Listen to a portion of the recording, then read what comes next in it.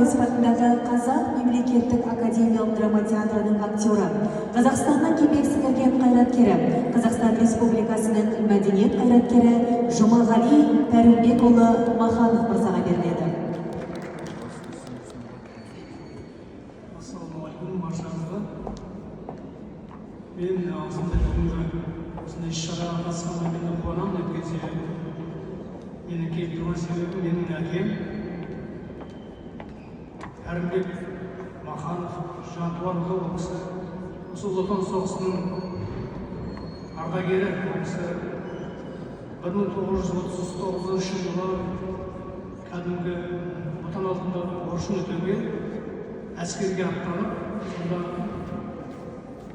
Белоруссияның Гомель деген қаласында 2 жыл өзінің борышын өтеп, енді елге қайтайын деп тұрған кезінде кәдімгі 41 жылы соғыс басталып кеткен. Содан әкем сол арнайы соғысқа кеткен. Сол соғысқа қатысып, ол кісі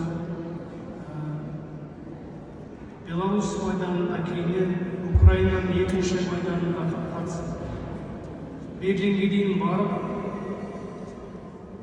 үлкен ерліктер көрсеткен. Менің әкемнің ерлігі тірідей 2 тіләпі деген разведчик дейді, барлаушы болған кісі. Сол соғысқа 3 ағайынды болып аттанып, жалғыз өзі тірі қайтқан. 2 бауыры сол соғыстан әлі күнге дейін із-түзсіз хабарсыз кеткен. Сол әкеміздің тірі қайтқанының арқасында міне бүгін біз осындай өмірді көріп, балалы шағалы болып, бақытты ғұмыр сүріп жатырмыз. Біз сол кісілердің сондай қиындықты бастарынан өткізгенін, біздің болашағымыз үшін, біздің жарқын болашағымыз үшін өздерінің жанын қиып сол соғыс даласында қалып қалған қаншама аталарымыз, бауырларымыз қалды, біздің аталарымыз. Сол кісілердің ерлігі еш уақытта ұмытылмау керек. Осындай сіздердің жасап жатқан шараларыңызға біз өте қуанамыз, ризамыз. Осындай іс-шараларға шақырылған сіздердің ұжымдарыңызға, біздің мемлекетімізге ризашылық білдіреміз. Тағы да мен өз басым айта кетемін. Менің өзімде жұмыс істейтін жерім Мұхтар Әуезов театры болғандықтан, мен сол театрға келгелі осы уақытқа дейін әрбір жылда демей, осындай аталы 50 жылдық, 30 жылдық, 40 жылдық деген сияқты үлкен даталарға арнап біздің театрларда жалпы спектакльдер қойылады, қойылымдар қойылады, білесіздер ғой. Соның ішінде біздің Әуезов театры кезінде сол соғысқа арнап Тахауи Ақтановтың жазған «Жоғалған дос» деген спектакльін қойылған болатын. Одан кейін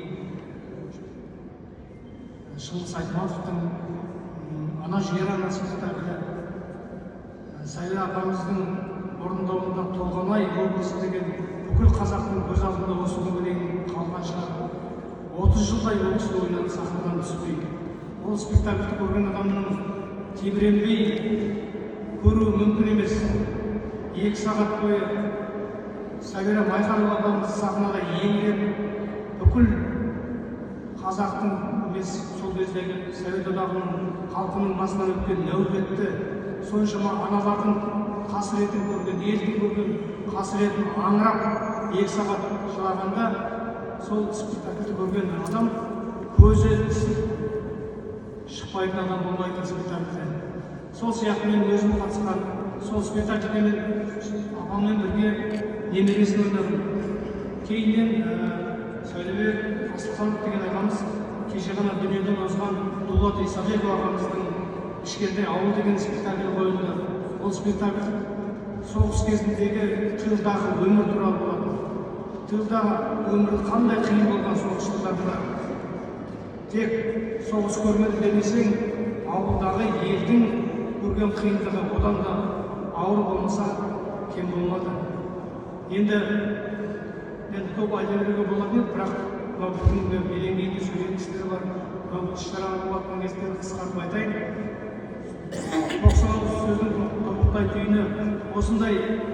Біз біздің аталарымыздың көрген қиындығын, елдің басына түскен нәубетті осындай соғысты менің әкем айтып отырушы еді.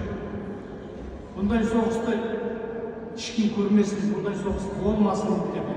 Мен соғыс айтқан сөзімен аяқтадым деп. Бұндай соғыс ешқашан болмасын, болашағымыз жарқын болсын. Аман болсын.